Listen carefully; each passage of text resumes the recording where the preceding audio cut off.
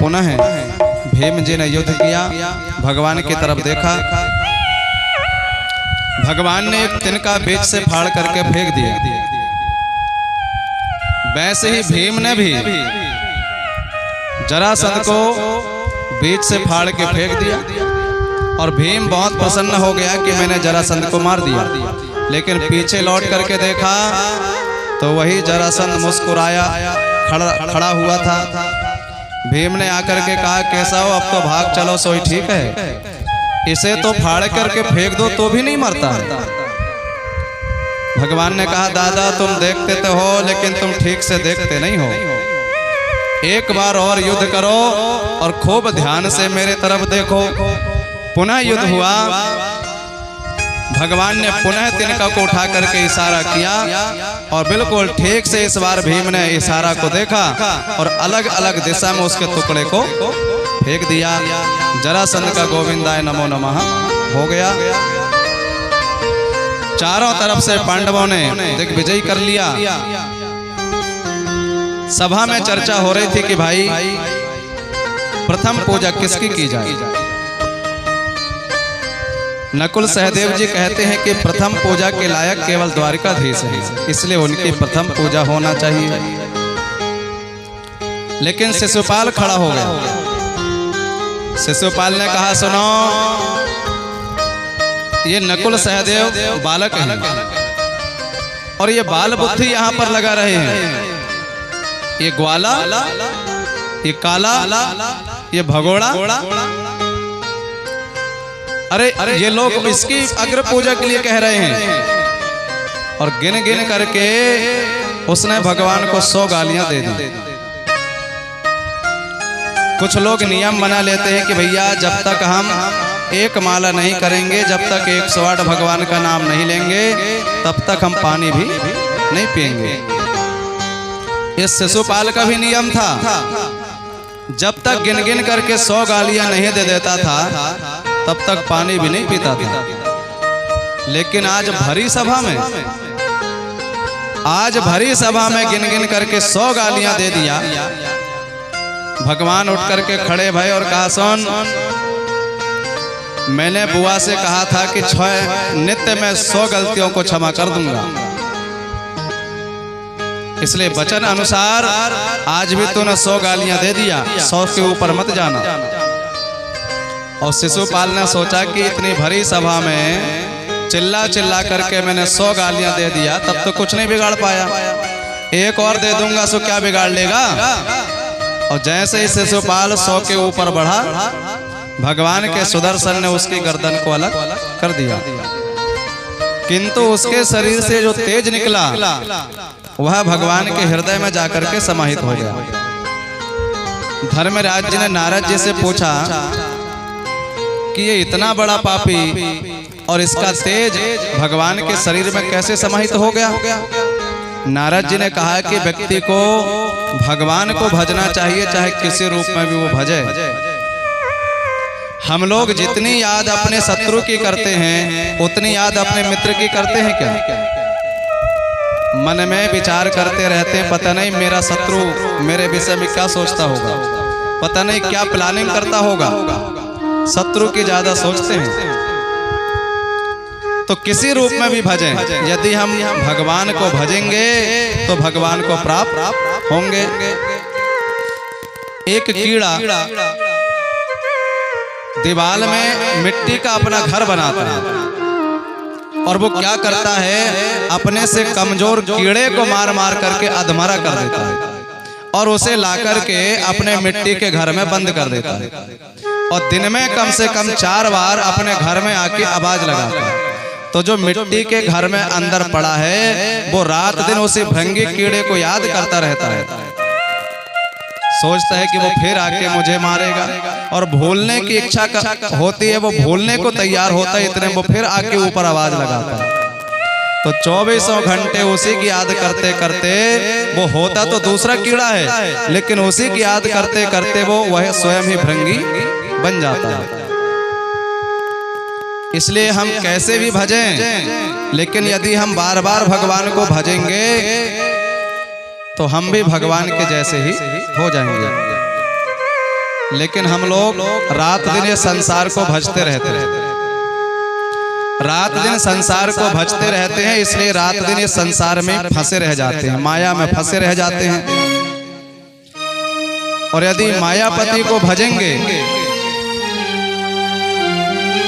तो मायापति को प्राप्त होंगे।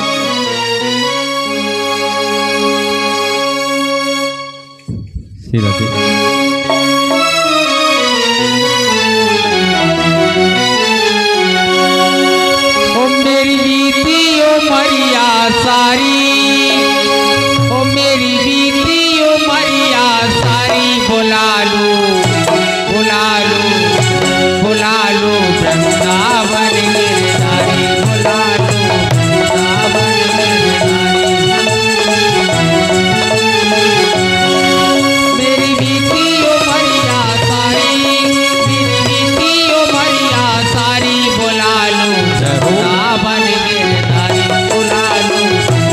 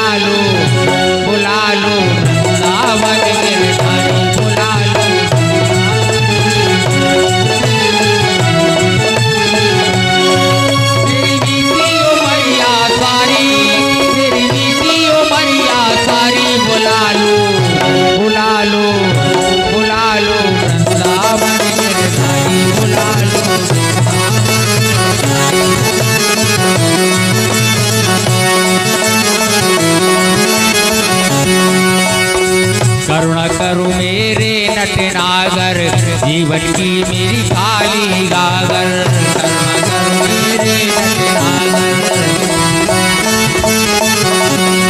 करुणा करो मेरे नटनागर, जीवन की मेरी काली गागर।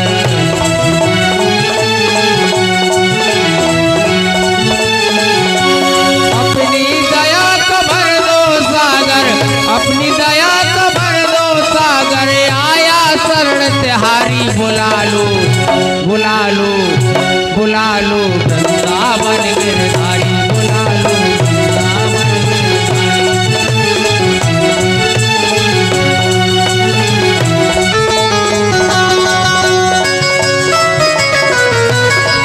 मेरी बीती ओ मरिया सारी, मेरी बीती ओ मरिया सारी, बुला लो बुला लो बुला लो वृंदावन गिरधारी,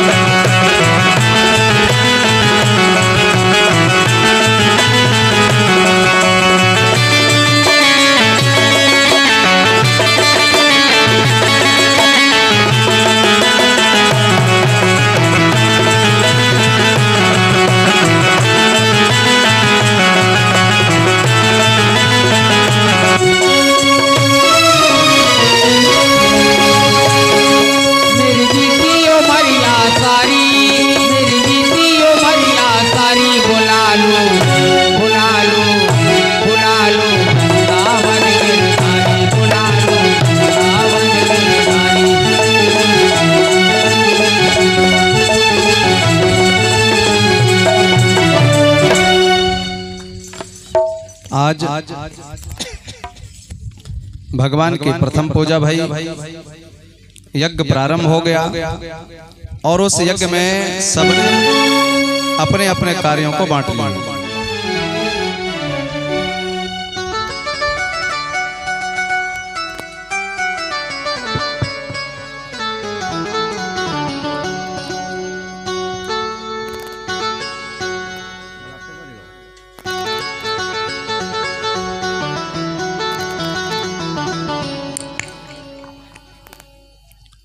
आने वाले मेहमानों के पैर धोने का काम और भोजन के बाद में पत्तल उठाने का काम भगवान ने अपने हाथों में ले लिया। आज के समय में पत्तल उठाने में लोगों को शर्म लगती है। पत्तल उठाएंगे तो इज्जत कम हो जाएगी।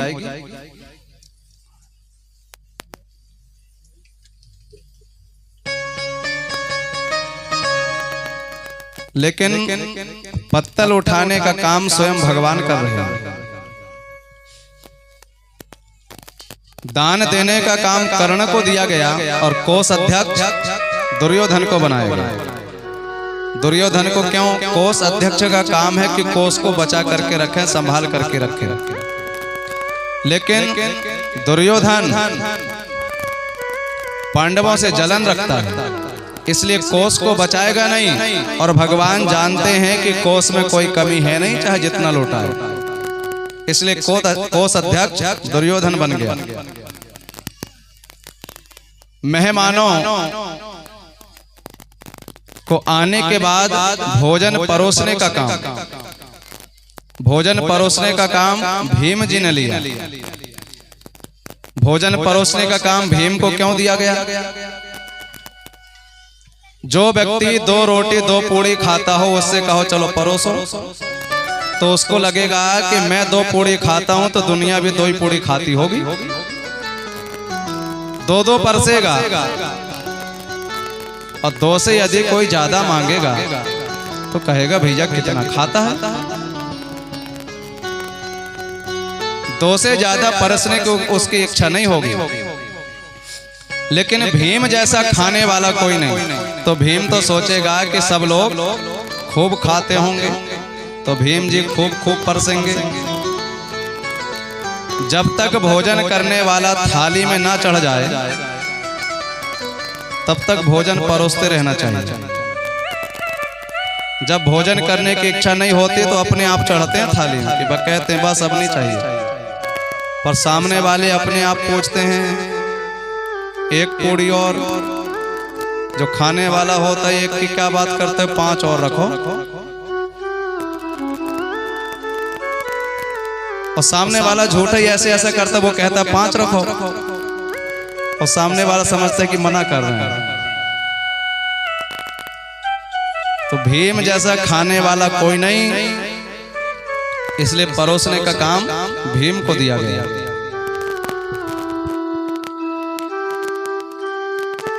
यज्ञ पूर्ण हुआ।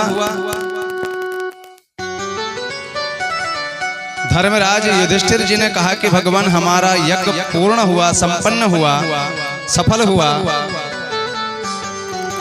प्रमाण क्या होगा? भगवान ने कहा एक काम करो, यज्ञशाला में शंख रख दो।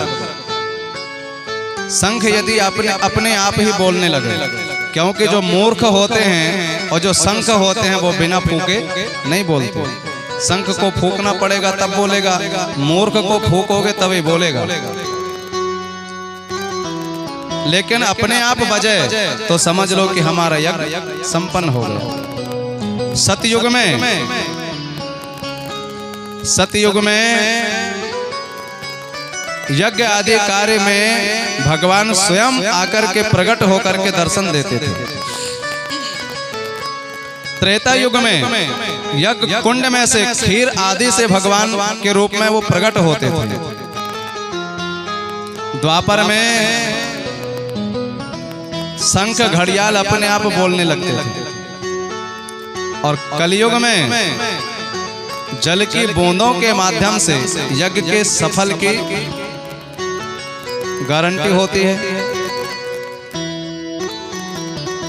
इसलिए शंख रखा, लेकिन वो शंख नहीं बोला। धर्मराज जी ने कहा कि भगवान हवन कुंड में इतनी स्वाहा हो गई और ना जाने कितने साधु ब्राह्मण और भक्तों के मुख में आहा हो गई, लेकिन शंख क्यों नहीं बोला? भगवान ने कहा कि जरूर अभी हमारा कोई भक्त भूखा है, तो धर्मराज जी कहे कि भगवान इतनी बड़ी पृथ्वी है, न जाने तुम्हारा भक्त कहाँ बैठा हो। भगवान ने कहा नहीं नहीं, और कहीं नहीं, तेरे ही नगर माज निस दिन भोर सांझ आवे जावे ये पे कछु बात न जनाइए। वो कहीं दूर नहीं रहता, तुम्हारे नगर में रहता है। कौन है? तो पता चला एक सुपच है, वाल्मीकि है। भगवान ने कहा वो मेरा बहुत बड़ा भक्त है, उसे बुला के लाओ। लेकिन आज तक कोई नहीं जान पाए। जो भगवान का सच्चा भक्त होता है उसे जल्दी नहीं कोई पहचान पाते। वो ऐसे छुपे रहते हैं जैसे कोई राख में आग नहीं छुप जाती।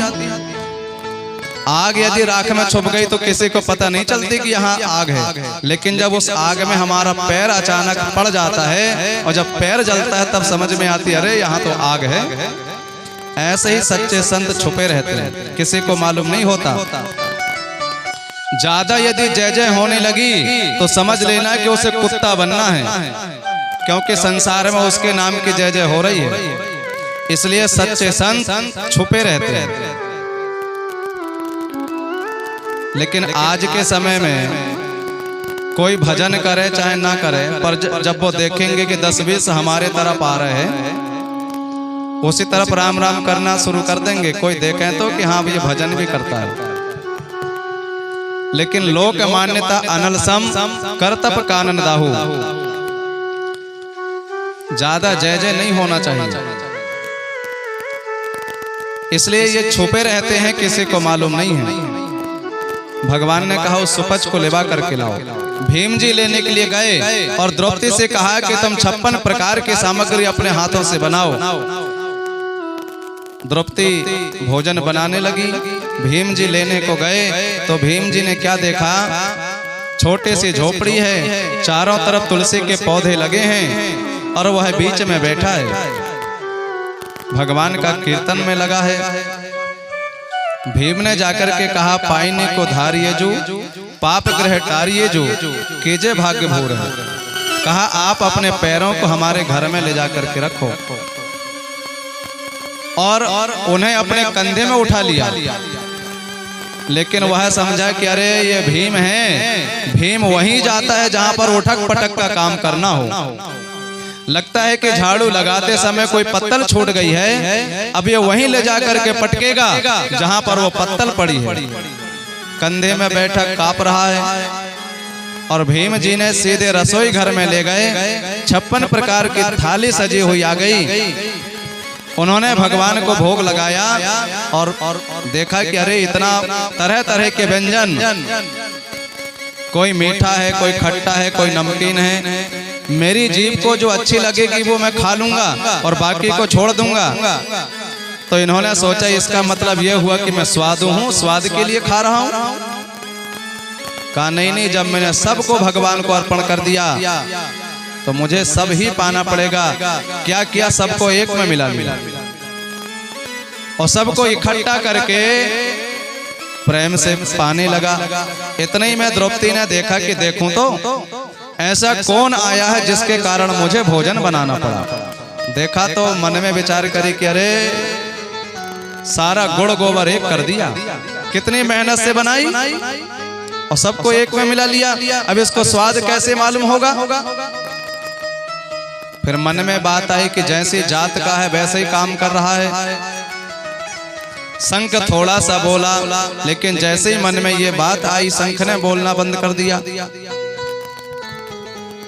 धर्मराज जी भगवान के पास में गए, कहा केशव शंख तो बोला लेकिन थोड़ा ही बोल करके रह गया, वो खुल करके नहीं बोला। भगवान ने कहा कि जरूर मेरे भक्त का अपमान हुआ है। सबसे पूछा गया, पता चला कि किसी ने अपमान नहीं किया। द्रौपदी ने बोली मैंने किसी से नहीं कहा, लेकिन मन में मेरी ऐसी बात आई थी। भगवान बोले तो फिर से बनाओ। फिर से भोजन बना और जैसे ही थाली उनके पास में पहुंची और जैसे ही उन्होंने भोजन करना शुरू किया, शंख ने पुनः खुल करके बोलना शुरू कर दिया। इसलिए कहा जाता है जाते पाते पूछे नहीं कोई, जाते पाते पूछे नहीं कोई, आते पूछे नहीं कोई,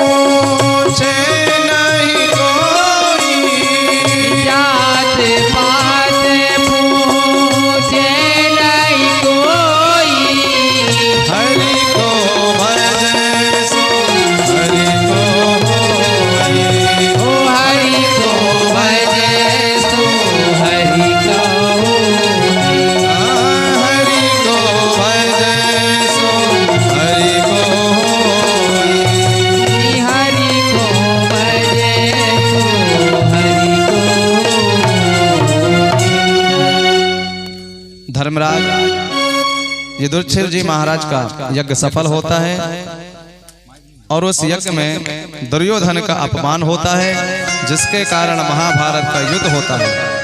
संपूर्ण कौरव सेना समाप्त हो जाती है और श्री सुखदेव जी महाराज कहते हैं कि हे राजन, भगवान की अनेकों कथाएं हैं, लेकिन एक भगवान की विशेष कथा है, इसलिए उस कथा को श्रवण करो। यह सब चरित कहाँ में गाई, यह सब चरित कहाँ में गाई, यह सब चरित कहाँ में गाई, यह सब चरित कहाँ में गाई, यह सब चरित कहाँ में गाई, यह सब चरित कहाँ में गाई, आगिल चरित सुनहु मन लाई, आगिल चरित आगिल चरित सुनहु मन लाई। आगे चरित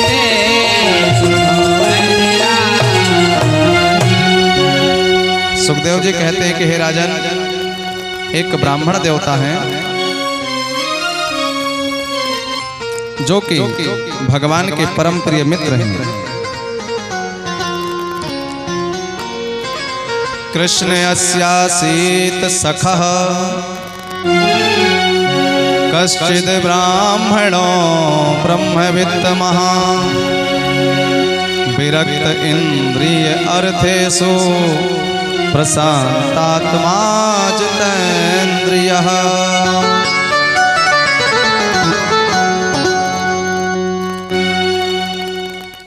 कहा भगवान का एक परम प्रिय मित्र है। कौन है? तो कहा ब्राह्मण है, और केवल नाम का ब्राह्मण नहीं, ब्राह्मणों ब्रह्मवित्तमः, ब्राह्मणों में अति उत्तम है। अति उत्तम मतलब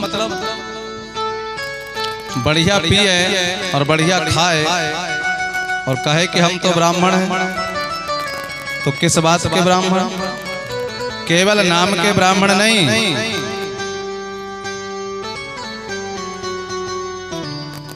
विरक्त इंद्रिय अर्थेषु, परम विरक्त थे, इंद्रियों को जीते थे, प्रशांत आत्मा, आत्मा से शांत थे। और हम लोग केवल सुदामा जी को कहते हैं कि दरिद्र थे। यदि दरिद्र होते तो सुखदेव जी भी कह देते कि वो दरिद्र थे। इतने इतने विशेषण इनके विषय में लगाया गया, लेकिन एक जगह भी नहीं कहा कि दरिद्र थे। दरिद्र थे तो कहते जरूर। दरिद्र कौन? जिसके पास में भले सब कुछ हो जाए परंतु कमी बनी है, दरिद्र वो व्यक्ति है। परंतु सुदामा जी को बिल्कुल भी कमी नहीं थी।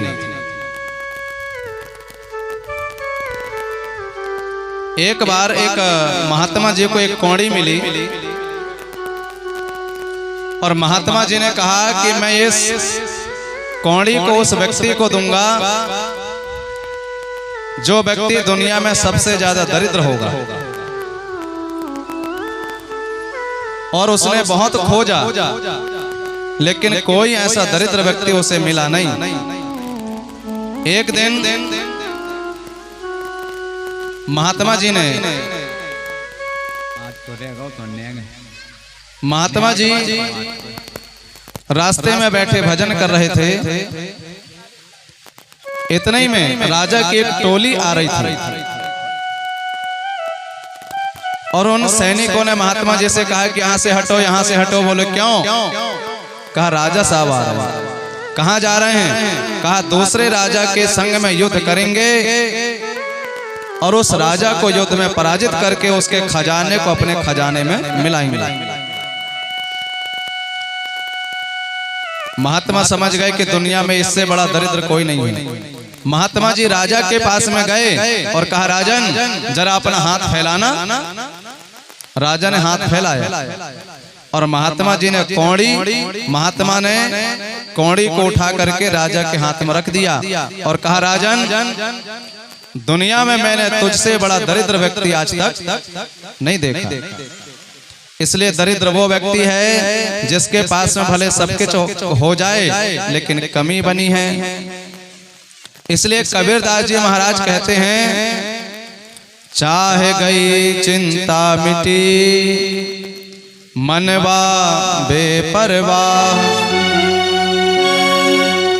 चाहे गई चिंता मिटी मनवा बेपरवाह, जिनको कबहू न चाहिए कछु सोई साहंसाह।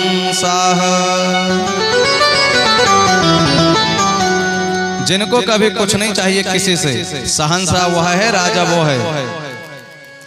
और भले ही राजा है लेकिन रात दिन कमी बनी है तो वो राजा हो ही नहीं सकता।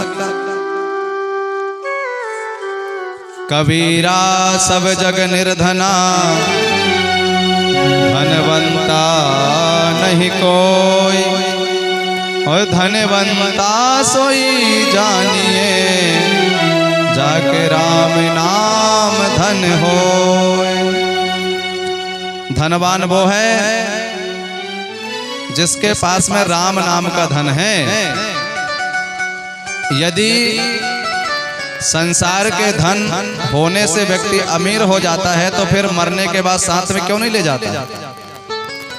साथ में लेकर के चला जाए तब तो माना जाए कि सही में अमीर है। जो हमारे साथ साथ जाए उसकी गणना होगी।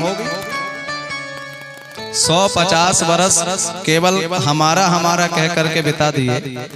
भगवान को बड़ी हंसी आती होगी जब टेप पकड़ करके लोग कहते हैं इतना तेरा इतना मेरा। भगवान कहते होंगे बताओ आज मेरा तेरा कर रहा है और सब कुछ छोड़ करके मेरे पास में आ जाएगा। एक महात्मा जी ट्रेन में चढ़े। महात्मा जी ने देखा कि भीड़ बहुत है। महात्मा जी ने एक से कहा भैया थोड़ा खिसक जा, मैं बैठ जाऊं। तो वो सज्जन ने कहा अरे महाराज मेरी सीट है, मैं क्यों बैठने दूंगा। महात्मा जी खड़े रहे। ट्रेन आगे बढ़ी। अगले स्टेशन में ट्रेन पहुंची और जैसे ही ट्रेन रुकी जो कह रहा था कि मेरी सीट है वो अचानक उठ करके भागा। महात्मा जी ने सोचा कि अभी तो ये कह रहा था मेरी है, अब इसे क्या हो गया। अरे भैया तेरी थी तो बैठा रहता। संसार की वस्तु टूट जाएगी फूट जाएगी। टूटने फूटने से ऐसी बच भी गई तो छूट जरूर जाएगी। संसार की वस्तु रुकने वाली नहीं है। इसलिए सच्चा धन भगवान का नाम है। इसलिए सुखदेव जी ने सुदामा जी को दरिद्र बिल्कुल नहीं कहा, गरीब नहीं कहा। लेकिन जब पत्नी के विषय में वर्णन किया तो कहा दरिद्रता शीत माना सा बेप माना भी गम मचा। बोले देवी जी जरूर कुछ दरिद्र थी। अच्छा पति को दरिद्र नहीं कहा तो पत्नी को क्यों कह दिया? क्योंकि आज के समय में क्या होता है, यदि पति है मास्टर, पति मास्टर है तो देवी जी क्या कहलाती है? भले अंगूठा छाप हो लेकिन कहलाएगी जरूर। यदि पति है डॉक्टर तो देवी जी क्या कहलाएगी? भले एक भी दवा का नाम ना जाने पर कहलाएगी जरूर। सेठ से विवाह हो गया तो क्या कहलाती है? और जब सुदामा जी को दरिद्र नहीं कहा तो देवी जी को क्यों कह दिया? सुखदेव जी यह नहीं कहते कि पिता ऐसा है बाप वैसा है तो बालक भी होगा। जिनका जिस प्रकार का स्वभाव है। सुदामा जी के मन में कोई कमी नहीं, इसलिए उनको दरिद्र नहीं कहा। लेकिन देवी जी चाहती, पंडित जी भले ना चाहें, लेकिन पंडिताइन तो चाहती है कि कुछ मिले, इसलिए दरिद्रता सीत माना सा बेपमाना भी गम मचा। बोले देवी जी जरूर कुछ दरिद्र थी। अच्छा, सुदामा जी को दरिद्र क्यों नहीं कहा? कोई व्यक्ति यदि मुख्यमंत्री के बगल में खड़ा होकर के केवल फोटो खिंचवा ले तो दिन भर में 10 लोगों से बताएगा कि देखो हम ऐसे वैसे थोड़ी हैं, हम तो मुख्यमंत्री के बगल में खड़े रहते हैं, ये देखो। खाली फोटो खिंचवा ले तो 10 लोगों को दिखाएगा। और सुदामा जी कौन है? कृष्ण अस्य सखा, जो द्वारिकाधीश का सखा हो, जो त्रिलोकी के स्वामी का सखा हो, मित्र हो। अब उसे दरिद्र कैसे कहा जाए? त्रिलोकी का ही स्वामी है और उसका मित्र है, वो दरिद्र कैसे हो सकता है?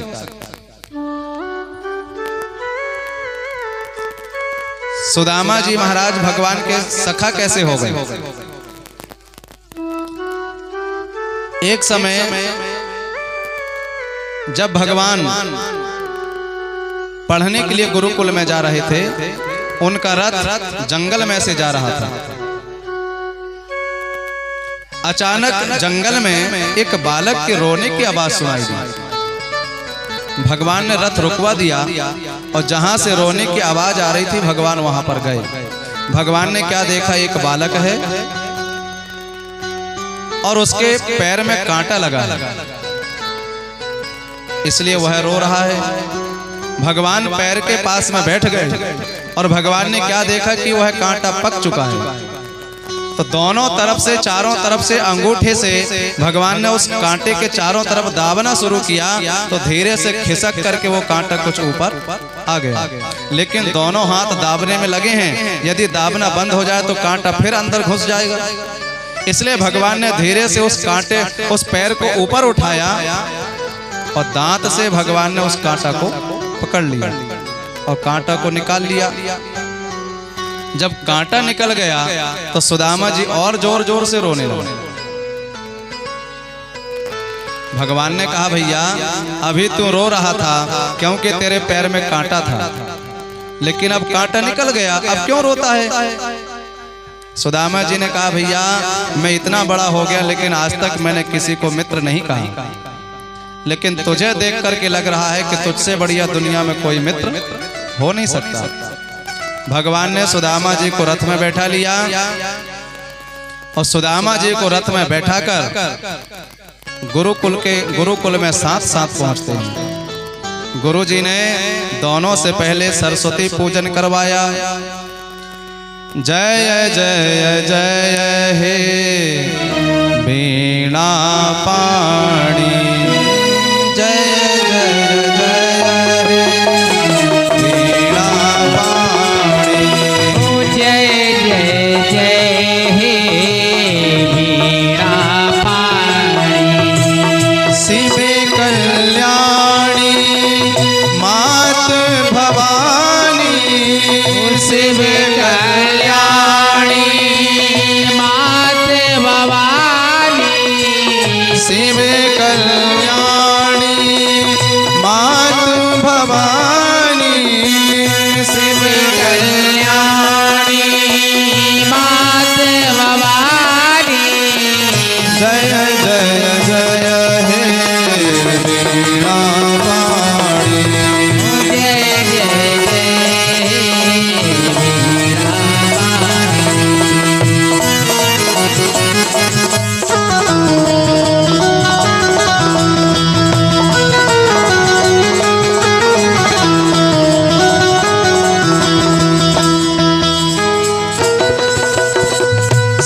सप्तेश्वरों की तू महारानी, सप्तेश्वरों की तू महारानी, सप्तेश्वरों की तू महारानी, सप्तेश्वरों की तू महारानी।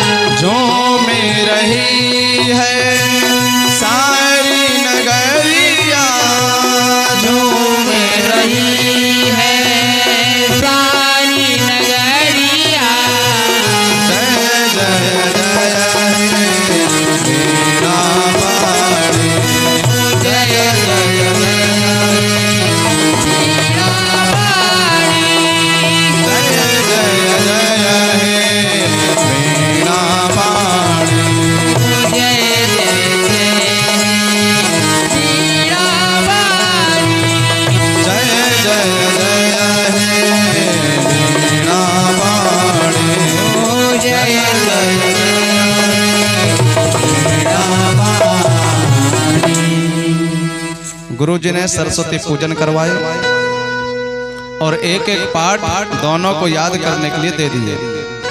सुदामा जी से कहा कि ईशावास्यमिदं सर्वम यत् किंचनम जगत्याम जगत, कहा आप इस पाठ को याद करो कि भगवान सर्वत्र है।